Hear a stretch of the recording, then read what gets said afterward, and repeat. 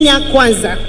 Your Excellency, the Expo was thoughtfully organized around key themes, mainly housing, ICT and revenue, devolution and agriculture, MSMEs, cooperatives and trade.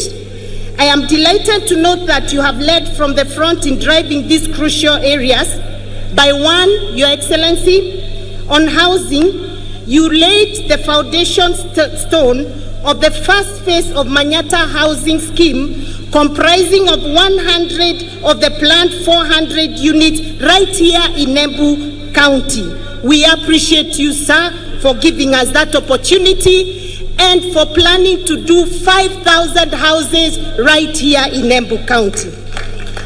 Your Excellency, on ICT and revenue, after you led by filing your annual income tax returns, you launched the SME Tax Service Desk, and critically for Embu County, you provided free Wi-Fi at the Embu Market and our bus park.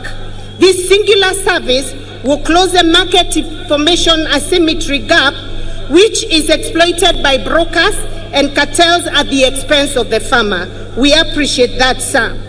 Further, Your Excellency, through the Cabinet Secretary for ICT and Digital Economy, yesterday, we launched 2 digital laboratories in Ronyenje's Technical Institute and Vocational College and Jeremiah Nyaga Technical Institute under the Jitume program.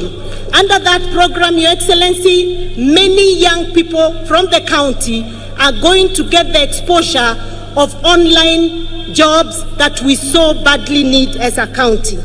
Your Excellency, on behalf of the people of Embu, I wish to request you to consider our topmost technical institute, the Jeremiah Nyaga Technical Institute, which is one of the best technical institutes in the country, that you consider it for upgrade to a full national polytechnic. On devolution, Your Excellency, we appreciate the work that has been going on, and we are happy that we managed to get fertilizer coming our way.